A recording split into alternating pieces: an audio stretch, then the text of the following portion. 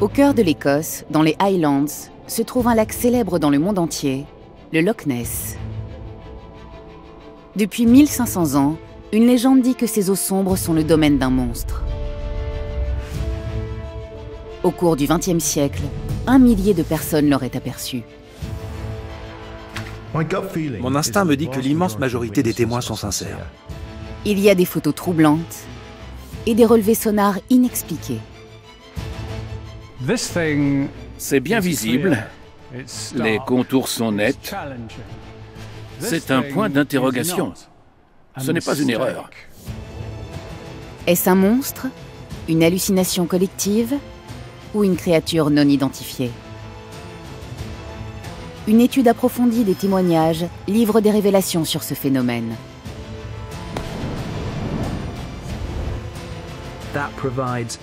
C'est la clé pour comprendre l'histoire du Loch Ness.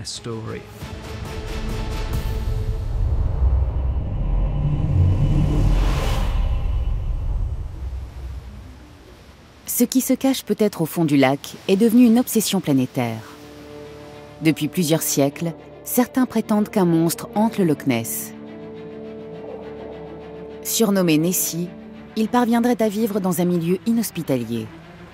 Il déjoue toutes les tentatives d'explication. J'ai attrapé le virus Nessie, je dois l'avouer. Gordon Holmes est un ingénieur à la retraite. Il a passé plus de 10 ans à le traquer. Il a longtemps scruté le lac pendant la journée, jusqu'à ce qu'il se dise que Nessie était peut-être nocturne. Il n'y a aucune raison pour que Nessie ait des horaires réguliers. C'est peut-être un monstre qui sort se promener de 22h à 6h du matin.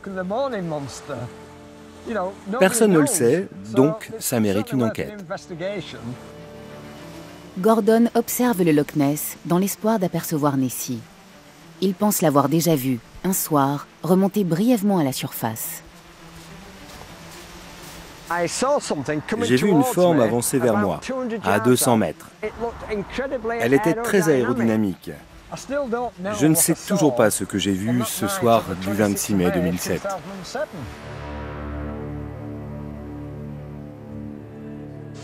Il faut remonter au VIe siècle pour trouver la première référence à un monstre, quand Saint Colomba, qui a réintroduit le christianisme en Écosse, aurait sauvé un homme de ses mâchoires. Depuis, de nombreux témoins parlent d'une créature non identifiée. Je n'ai jamais vu ça de toute ma vie. Il est sorti et il a replongé. Une demi-seconde avant, je n'y croyais pas. Une demi-seconde après, j'y croyais. La légende a-t-elle un fond de vérité? Malgré près d'un siècle d'études, le Loch Ness n'a pas livré son secret. Aujourd'hui, une nouvelle enquête scientifique est lancée, sous la direction de Charles Paxton.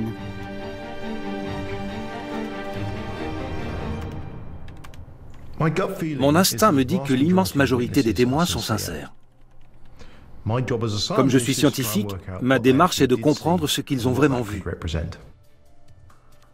Pendant 3 ans, il a décortiqué des milliers de témoignages dans l'espoir d'y trouver un indice concluant.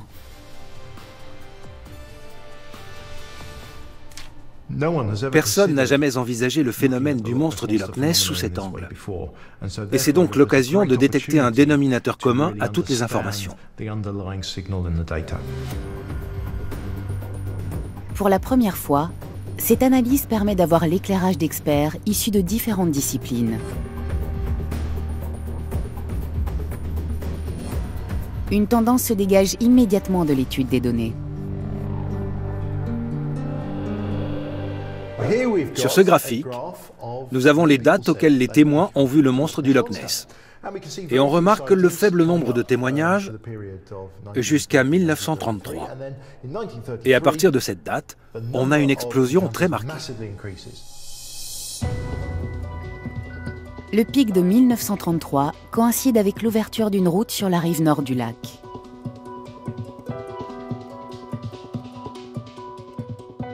Elle a facilité l'accès au Loch Ness, mais surtout, grâce à l'abattage des arbres au bord de l'eau, la vue sur le lac s'est dégagée.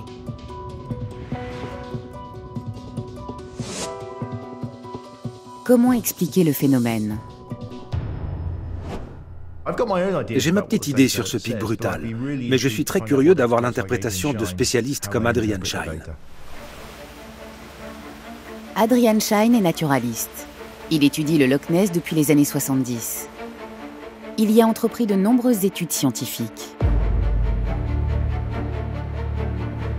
C'est le plus célèbre lac du monde, mais pas forcément celui qu'on connaît le mieux.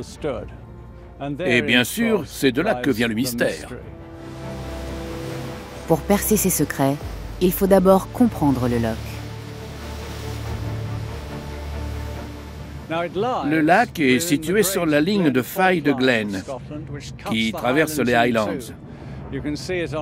C'est très clair si on regarde une carte de la région. Le Loch Ness a des caractéristiques particulières. La faille est longue, rectiligne, étroite et très profonde.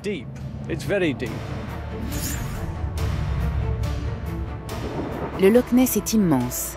Il s'étend sur 39 km, mais ne fait pas plus de 2 km de large. Par endroits, il atteint 230 mètres de profondeur. Il y a de quoi créer une aura de mystère. Après tout, on est sur la terre légendaire des dragons. Regardez ce paysage avec cette eau sombre colorée par la tourbe. C'est un endroit hostile, un monde perdu. Les profondeurs du Loch Ness cachent-elles une espèce inconnue? Les monstres aquatiques sont très anciens dans le folklore des Highlands. Longtemps, le mythe d'un cheval aquatique maléfique a servi à expliquer les noyades ou à mettre en garde les enfants attirés par les rives des lacs. Les données compilées par Charles Paxton pointent du doigt l'événement qui a tout changé en juillet 1933. Ce qui est arrivé à un couple anglais, les Spicer, a remplacé l'image du cheval aquatique par celle d'une créature préhistorique. George Spicer et son épouse rentraient chez eux en voiture quand ils ont dû s'arrêter net. Devant lui, M. Spicer a vu une créature à long cou traverser la route. Elle ressemblait à un dinosaure. Cette description du monstre est un tournant. L'image folklorique du cheval aquatique disparaît au profit du mythe moderne d'un monstre à long cou. Le Loch Ness, vers qui le monde entier a les yeux tournés, serait le royaume d'un ou plusieurs monstres préhistoriques, et c'est le nouveau terrain de jeu des Gulliver modernes. Les chasseurs sont arrivés avec leur harpon, et la fièvre du Loch Ness a atteint des sommets quand le patron d'un cirque a offert une récompense à celui qui parviendrait à capturer la créature. Tout le monde est reparti bredouille. Mais en avril 1934, un chirurgien londonien déclare avoir photographié le monstre.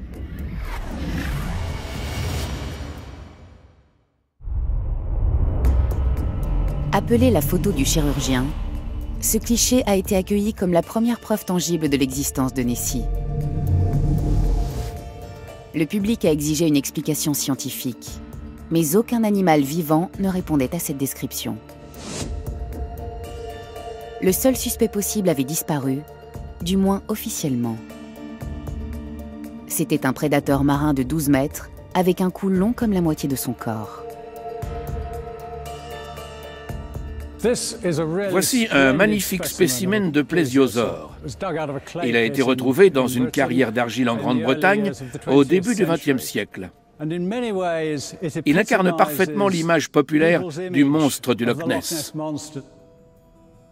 Non seulement le plésiosaure correspond aux descriptions d'un animal au long cou, mais en plus, il était répandu dans les eaux chaudes et tropicales qui entouraient l'Écosse il y a 160 millions d'années. Aucun animal moderne ne ressemble au plésiosaure. Autrefois, un paléontologue l'a décrit comme la rencontre d'un serpent et d'une tortue. Il y a bien sûr la bosse sur le dos, mais ce n'est pas très caractéristique. Le plus marquant, c'est le long cou, à la fois fin et flexible. C'est le détail le plus frappant de la photo du chirurgien, celle qui fait autorité dans le monde entier comme l'image du monstre du Loch Ness. Au début du XXe siècle, de nouvelles découvertes remettaient en cause les certitudes scientifiques et l'idée d'un dinosaure survivant a semblé plausible. En 1922, une expédition a été lancée en Patagonie sur les traces d'un plésiosaure. Aucun n'a été identifié, mais en 1977, des pêcheurs japonais ont remonté ce qui ressemblait à une carcasse de plésiosaure de 10 mètres de long. Le directeur du musée des sciences de Tokyo a décrit l'animal comme un reptile. Et un scientifique de l'université de Yokohama en a conclu qu'il restait des plésiosaures. Mais après plusieurs mois d'analyse, le verdict est tombé. C'était le corps en décomposition d'un requin pèlerin. L'idée de créatures préhistoriques encore vivantes est fascinante. Et leur présence est plus crédible dans les mondes perdus et isolés. On a le Yéti dans l'Himalaya ou le Sasquatch dans les forêts d'Amérique du Nord. Et le Loch Ness est un monde perdu parce que c'est un lac profond et sombre. Cette théorie était séduisante. Au XXe siècle, d'autres animaux préhistoriques ont refait surface alors qu'on les pensait disparus. On croyait le sélacanthe, poisson géant d'1,80 m, éteint depuis 65 millions d'années, jusqu'à ce qu'un pêcheur en capture un en 1938. Le requin grande gueule, découvert près d'Hawaï en 1976, est tellement ancien que les scientifiques ont dû créer une nouvelle famille pour le classer. On est sceptique sur l'existence de certains animaux alors qu'ils sont bien réels. On peut citer l'okapi, qui a la tête d'une antilope et l'arrière-train d'un zèbre. Ce que la science considère comme une légende repose parfois sur une réalité. Autrefois, beaucoup prenaient les poulpes géants et les kangourous pour des créatures mythologiques, jusqu'à ce qu'on prouve leur existence. On estime que 86% des espèces terrestres n'ont pas encore été identifiées. La plupart sont des insectes, mais les travaux de Charles Paxton suggèrent qu'il pourrait y avoir aussi des animaux géants parmi ces espèces non répertoriées. Je me suis d'abord intéressé à la fréquence des découvertes d'animaux marins géants de plus de 2 mètres. Au début, on en trouvait très souvent. Et puis, plus le temps a passé, moins on en a identifié de très gros. La courbe se tasse un peu, mais elle continue à grimper, ce qui laisse penser qu'il en reste encore à découvrir. Statistiquement, 10 animaux inconnus de plus de 2 mètres pourraient toujours rôder dans les mers, les océans ou les cours d'eau. Le plésiosaure du Loch Ness en fait-il partie? La photo du chirurgien semble le suggérer. La photo du chirurgien montre un long cou dressé, comme celui d'un cygne. Et c'est à cause d'elle qu'on a fait le lien entre le monstre du Loch Ness et le plésiosaure. La silhouette de la photo évoque bien un plésiosaure et correspond à la créature décrite par les Spicer. Mais une étude approfondie de l'anatomie de cet animal préhistorique révèle une faille dans cette théorie. Le problème se situe au niveau de l'articulation des vertèbres, avec cette rangée de petites bosses le long de la colonne. Si le plésiosaure baisse la tête, comme le squelette devant nous, tout va bien. Les vertèbres s'écartent. Mais s'il essaie de relever la tête et de tendre le cou, elle se bloque et empêche tout mouvement. Donc, la posture si caractéristique de la photo du chirurgien, qui est aussi décrite par les témoins, avec un long cou dressé, est justement impossible pour un plésiosaure. De plus, le Loch Ness est très froid et pauvre en poissons, ce qui contredit encore cette hypothèse. L'un des problèmes pour le ou les monstres du Loch Ness, c'est le menu. Que vont-ils manger, surtout s'il y en a beaucoup, pour que cette population soit viable et se reproduise? Or, le loch est très peu productif. Il est cerné par des roches anciennes très dures qui font tomber très peu de minéraux dans l'eau, comme le nitrate et les phosphates, pour l'enrichir. C'est la base de la chaîne alimentaire. Les minéraux nourrissent les plantes microscopiques, qui nourrissent les animaux microscopiques, qui nourrissent les poissons, qui nourrissent les monstres s'il y en a. Que montre la photo du chirurgien? Mike Hartshorn l'a examiné.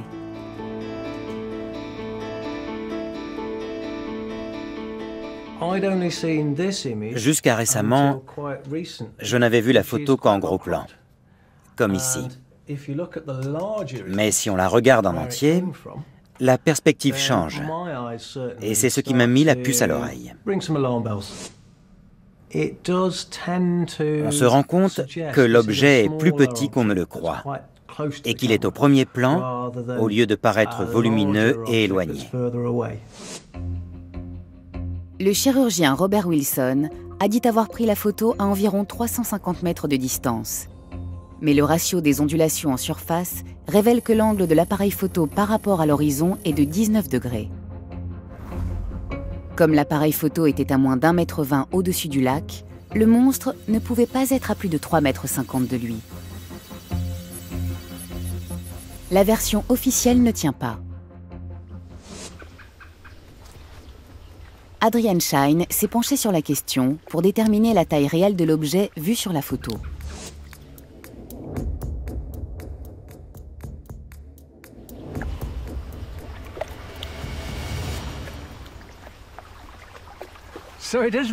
C'est facile de démontrer qu'il est très petit. Pour nous tromper, il suffisait de supprimer ce qui permet d'évaluer la distance. En 1993, un maquettiste dénommé Christian Sperling a reconnu qu'il s'agissait d'un canular.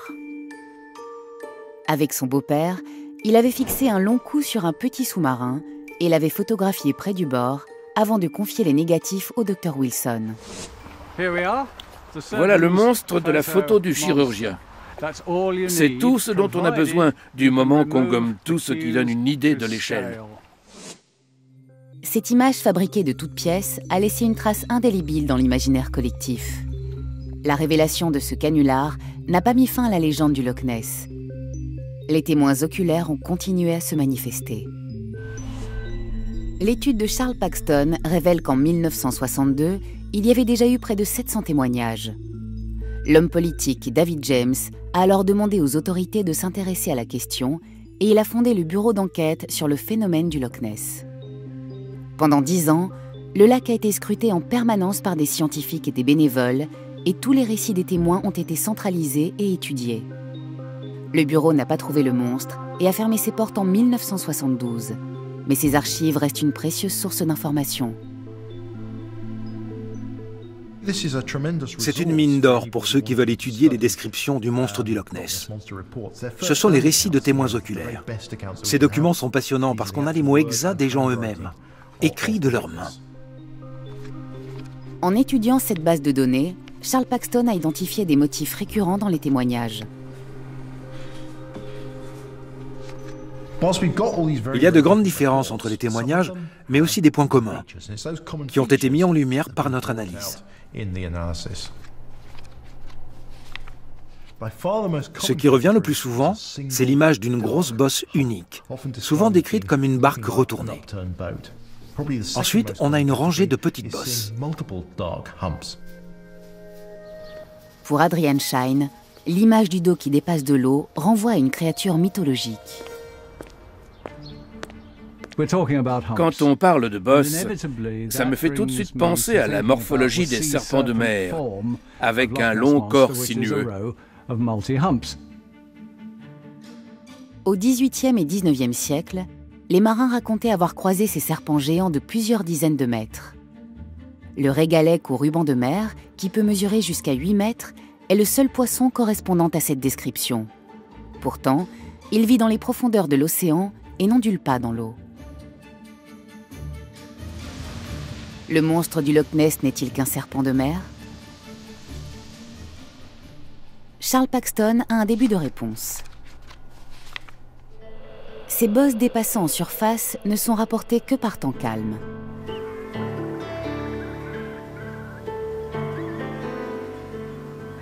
À ces moments-là, se produit un phénomène bien connu des scientifiques.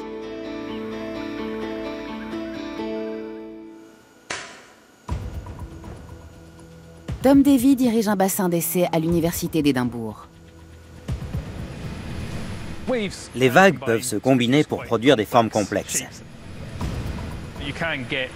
Ça peut donner un résultat étonnant, même si c'est éphémère.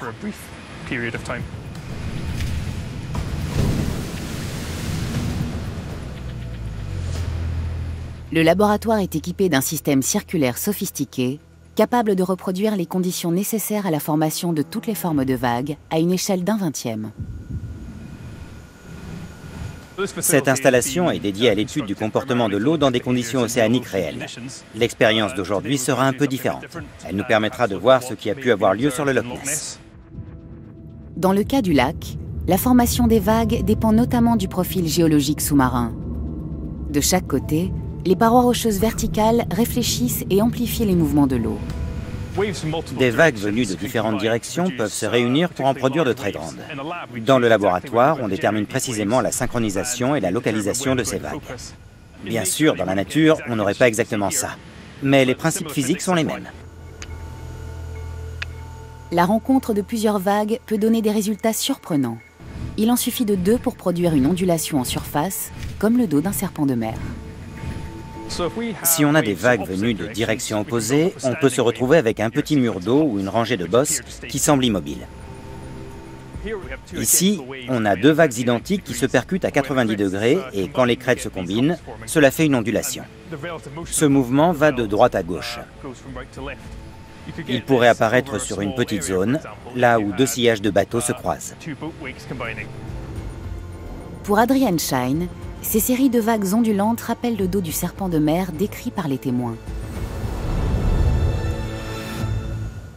Les bosses soi-disant formées par les serpents de mer sur le Loch Ness viennent tout simplement du sillage des bateaux. Il y en a depuis 1820, mais dès lors qu'on a parlé de serpents de mer dans le lac, les gens ont pensé qu'elles étaient dues à des monstres. Il existe donc une théorie pour les monstres ondulants près de la surface. Mais des centaines d'autres témoignages restent inexpliqués. On a vu un long cou sortir de l'eau. Il y avait une tête, un cou et un grand corps qui devait faire 9 mètres de long. Toutes les pistes ont été explorées.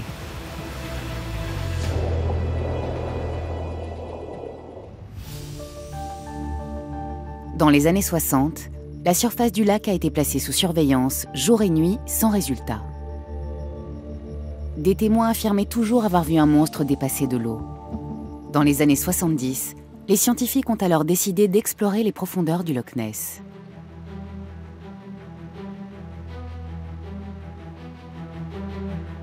À l'époque, Adrian Shine était déjà passionné par la question. On a utilisé des caméras sous-marines et des engins submersibles.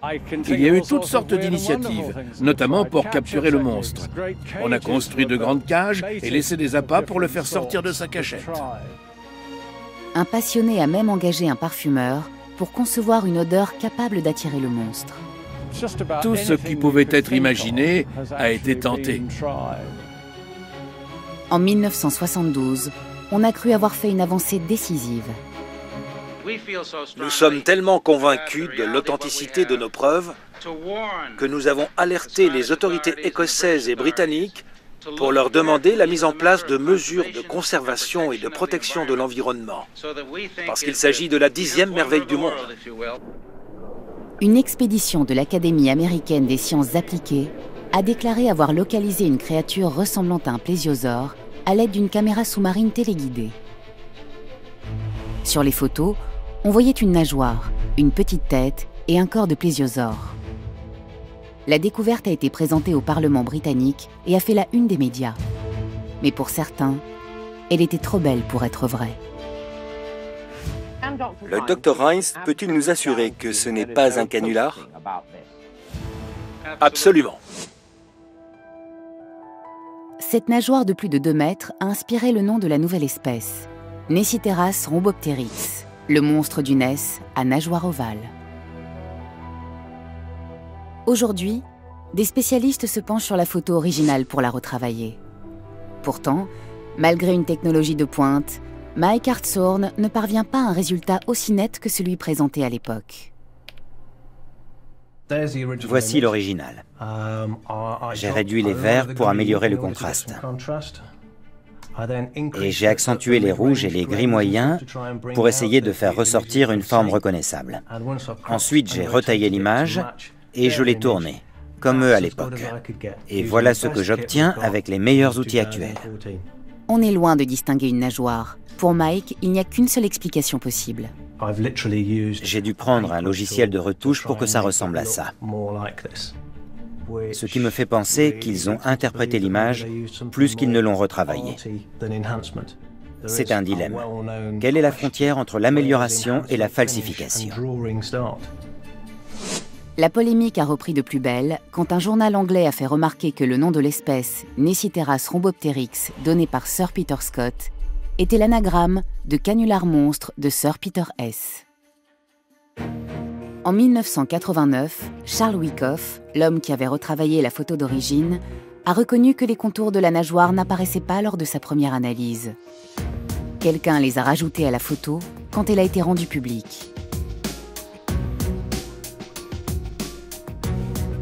Pour le psychologue Chris French, cet exemple montre bien à quel point notre cerveau est influençable. Il voit ce qu'il s'attend à voir.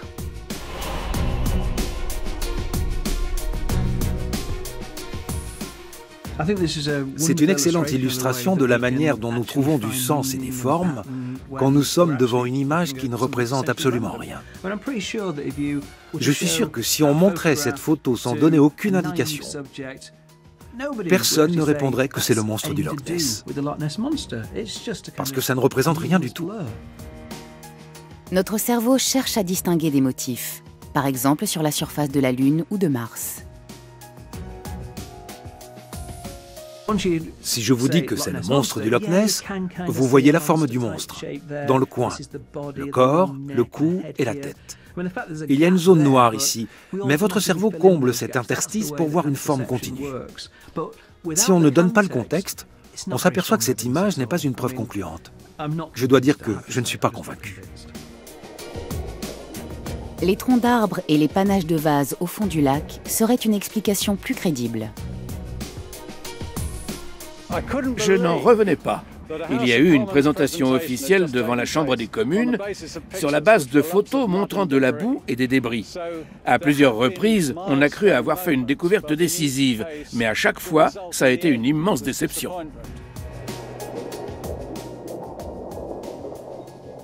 L'influence de la psychologie ne s'arrête pas à l'interprétation visuelle des photos. Les témoins oculaires peuvent aussi être trompés par leur propre mémoire.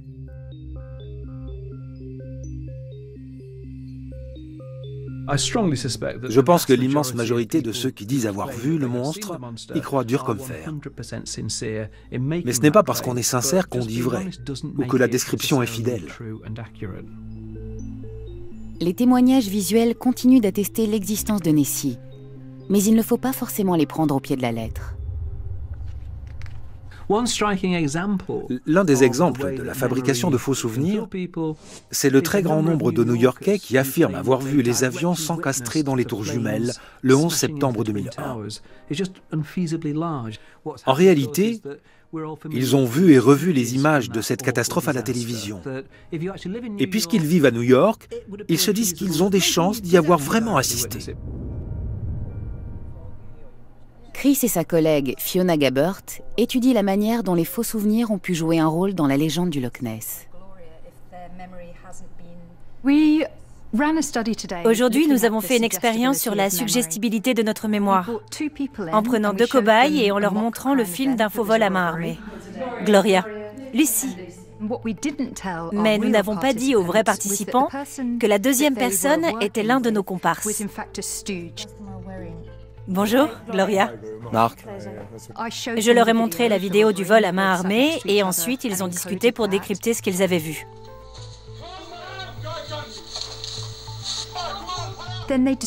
Ils ont comparé ce qu'ils avaient retenu de la séquence. Le premier avait un chapeau Ouais, et l'autre un masque avec des trous. ouais. Après 5 minutes de discussion, les vrais participants doivent raconter ce dont ils se souviennent, en donnant le plus de détails possible. Avait-il une arme? Oui, un revolver. L'un d'eux avait une arme, un revolver. un plus grand, maigre, avec un blouson en cuir. Que faisait l'employé? Il garnissait les étagères. Les témoins sont sûrs d'eux. Et pourtant, rien de tout cela ne s'est passé. Sur la vidéo, les voleurs n'ont pas d'armes ou de blouson en cuir. Et l'employé ne garnit pas les étagères. 75% d'entre eux ont été influencés par une simple conversation de quelques minutes. Oui, il portait un blouson en cuir noir. Oui, il était noir. Qu'est-ce qu'il avait à la main?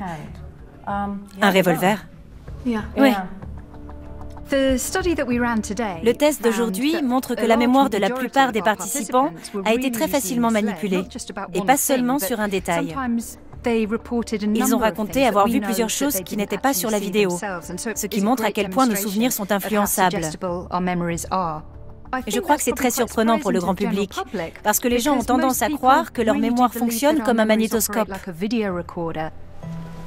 Selon les recherches, les influences extérieures ont un impact inconscient sur notre cerveau et les informations qu'il retient. Le même fonctionnement cérébral modifie les témoignages des gens à propos du Loch Ness. Ils savent exactement à quoi le monstre est censé ressembler. Des images existent déjà dans leur cerveau et elles sont facilement accessibles quand ils essayent d'interpréter ce qu'ils voient. C'est comme ça qu'ils fabriquent de faux souvenirs, comme nos participants. Cela met en doute la crédibilité des témoins oculaires. Pourtant, l'étude de leur récit montre qu'ils ne varient pas au fil des années. Je m'attendais à ce que plus le temps passe, plus les gens changent leur témoignage sur ce qu'ils avaient vu 30 ans plus tôt. Le monstre aurait pu être plus gros ou plus proche, mais pas du tout. Et c'est un mystère de plus à propos du monstre du Loch Ness. J'ai besoin de davantage de preuves pour être convaincu de l'existence de Nessie, même si j'ai vraiment envie d'y croire. Dans les années 80, on a décidé d'explorer la légende sous un nouvel angle. Cette fois, grâce à une technique scientifique parfaitement fiable, le sonar.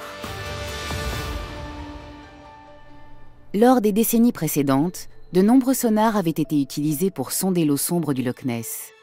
Et la moitié des expéditions avaient repéré de gros objets non identifiés.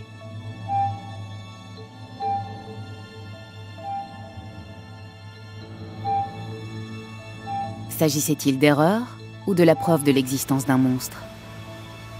À l'époque, Adrian Shine, qui travaillait sur la question depuis 10 ans, était le plus qualifié pour mener l'enquête. Comme on avait une catégorie de données inexpliquées, c'était de mon devoir de tenter d'y voir clair. Mais c'était très difficile de savoir si les objets détectés étaient en mouvement, c'est-à-dire vivants.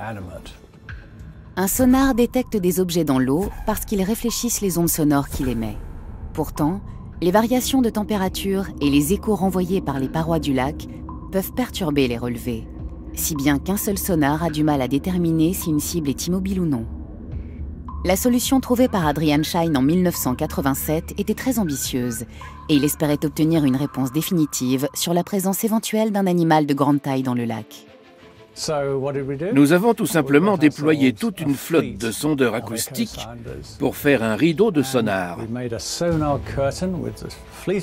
Les bateaux ont balayé le fond du lac d'un bout à l'autre.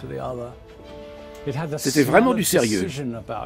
Un mur acoustique a avancé dans le loch. L'opération Deep Scan a été la plus grande enquête acoustique de l'histoire du Loch Ness. Les sondeurs étaient calibrés pour détecter les objets plus gros que les poissons connus pour vivre dans le lac. Un monstre ne pouvait donc pas leur échapper.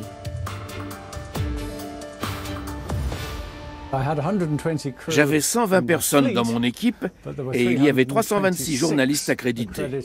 Le monde entier retenait son souffle. Les résultats ont été étonnants. DeepScan a repéré 3 cibles en mouvement. D'après les conclusions des spécialistes des sonars, elles étaient plus petites qu'une baleine, mais plus grosses qu'un requin. Bien sûr, la question est « qu'est-ce que c'est ?» Je n'en ai aucune idée. Cela ne signifie pas qu'il s'agit de plusieurs monstres du Loch Ness, juste que je ne sais pas ce que c'est. La question reste en suspens.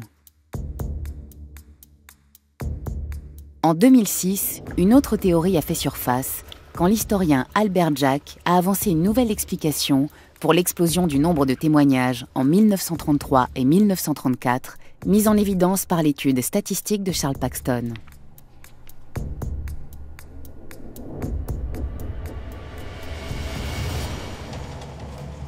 Albert Jack pense avoir identifié la créature exotique qui hantait le Loch Ness. Il se rend dans un parc animalier britannique pour la rencontrer. Dans la vie, on a l'histoire officielle avec les rois, les reines, les guerres, les châteaux, la peste noire et tout ce qu'on apprend à l'école. Mais il y a aussi une autre facette, les mythes et légendes et la vérité qui se cache derrière. C'est la première fois que j'ai la chance d'explorer mes théories sur le monstre du Loch Ness. Et j'espère vérifier que j'ai raison.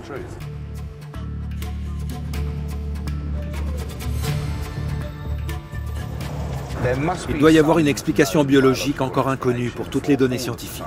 Je parle notamment du fait que le Loch Ness a été sondé de nombreuses fois, mais qu'on n'a jamais retrouvé d'ossements, de dents, de griffes, de peau ou de poils. Rien qui puisse être testé génétiquement pour prouver que c'est une nouvelle espèce. Albert Jack pense que le monstre observé par de nombreux témoins oculaires est en réalité une créature exotique qui n'a rien à faire dans un lac écossais.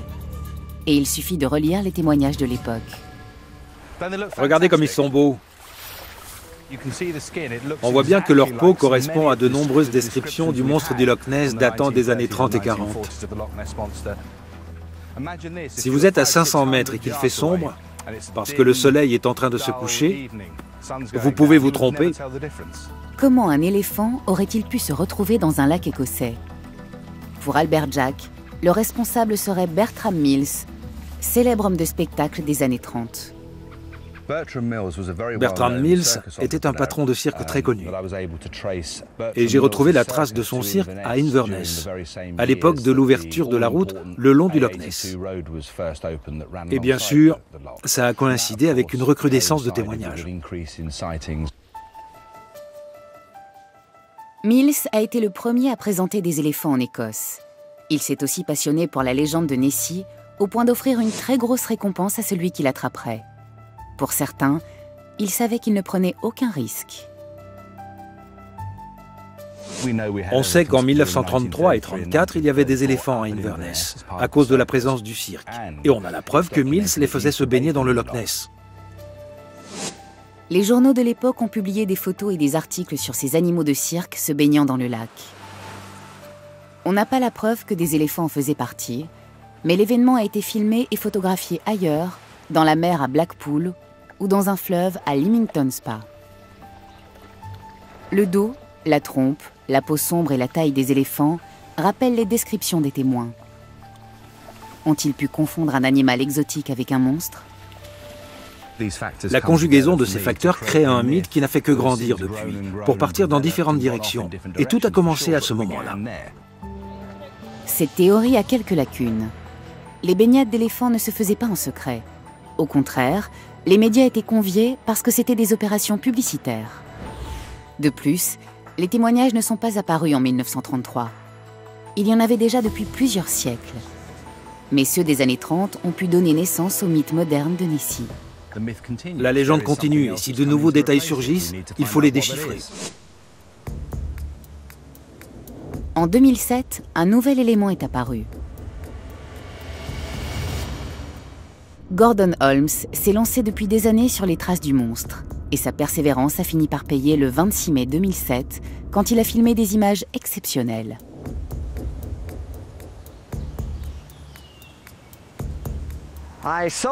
J'ai vu quelque chose venir vers moi à environ 200 mètres d'ici. J'ai zoomé et réalisé que c'était une forme très aérodynamique. Elle était à 30 ou 60 cm au-dessus de l'eau, mais elle avançait tellement vite qu'elle était recouverte par son sillage. Ce n'était pas un éléphant, ni le sillage d'un bateau ou une image retouchée, mais l'une des vidéos les plus convaincantes jamais enregistrées. Mike Hartshorne a tenté de la décrypter.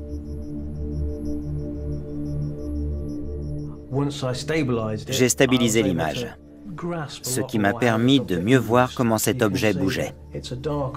Il est sombre et avance à contre-courant. Il est de bonne taille et n'est pas porté par l'eau. Il nage. La vidéo réserve une autre surprise qui pourrait expliquer certains témoignages des années 30. Si on regarde de près, en arrière-plan, on distingue une seconde traînée. Je vais entourer les deux pour que ce soit plus clair. Voilà. Si c'est bien ici, il a un copain. L'étude statistique des données a montré qu'en moyenne, la taille rapportée par les témoins était 5 mètres. Mais les plus grandes espèces animales vivant dans le lac sont les loutres et les ombles chevaliers. Adrian Shine rappelle l'une des caractéristiques du Loch Ness que l'on oublie trop souvent et qui pourrait être une piste.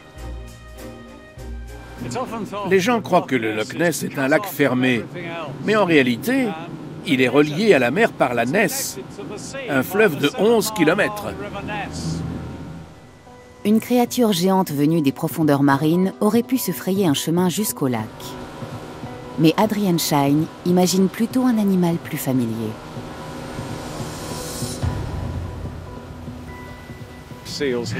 En 1985, on a eu la preuve que des phoques étaient arrivés jusqu'au Loch Ness.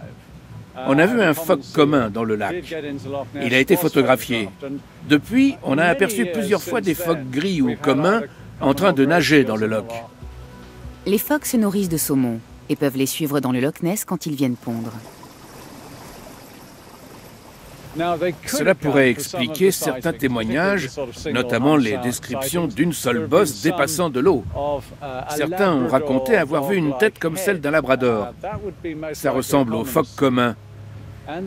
D'autres ont même affirmé que le monstre était sur la rive ou se traînait au sol pour traverser la route la nuit. Gordon Holmes a peut-être simplement filmé 2 phoques. En tout cas, il ne rejette pas cette idée. Certains ont dit que c'était peut-être un phoque. 1 ou 2 ans après le jour où j'ai fait la vidéo, on en a vu 2 nager dans le lac. Donc, ça fait planer le doute. Holmes n'est peut-être pas le premier à confondre Nessie avec des phoques.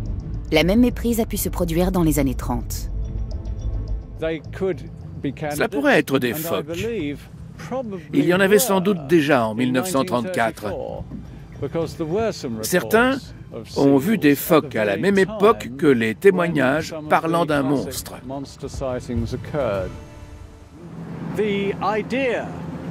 L'idée d'une connexion marine pour le monstre du Loch Ness est tentante pour ceux qui accordent de la crédibilité aux témoins oculaires.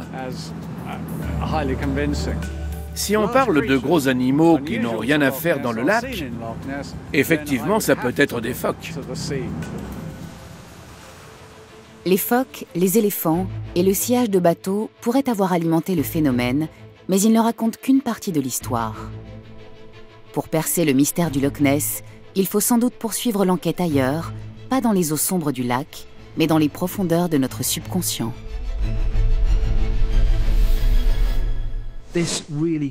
Ça pourrait être la clé pour nous dévoiler ce qui se cache derrière le monstre du Loch Ness.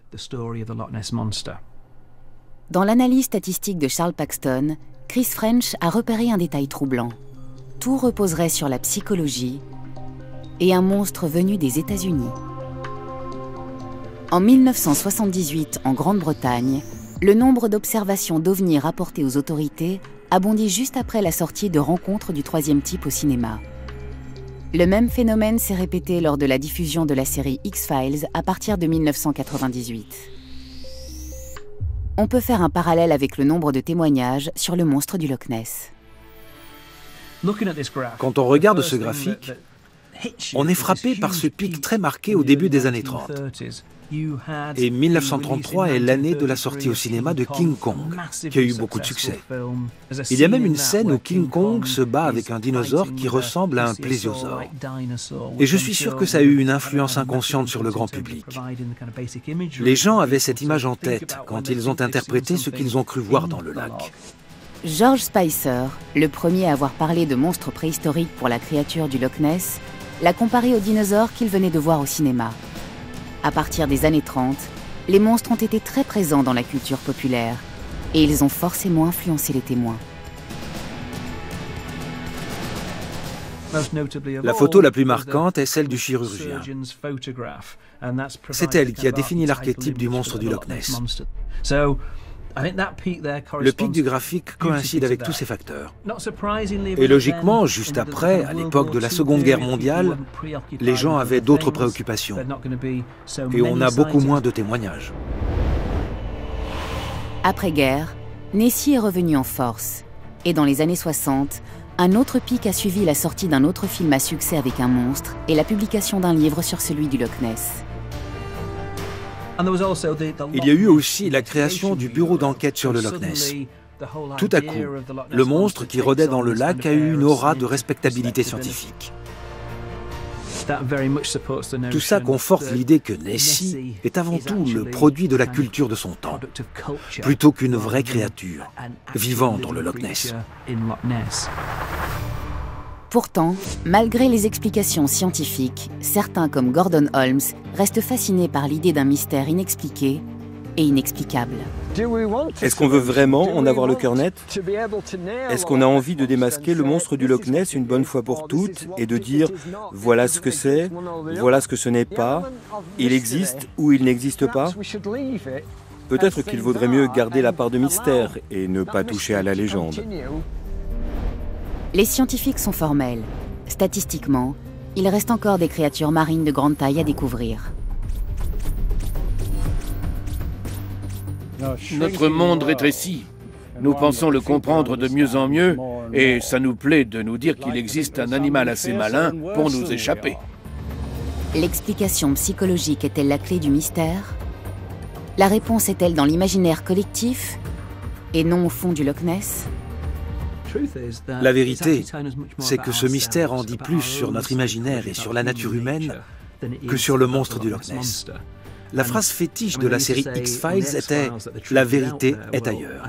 Je crois que la réponse, c'est plutôt qu'elle est là-dedans. Quelle que soit la vérité, pour tous ceux qui croient en lui, le célèbre monstre du Loch Ness vivra encore longtemps.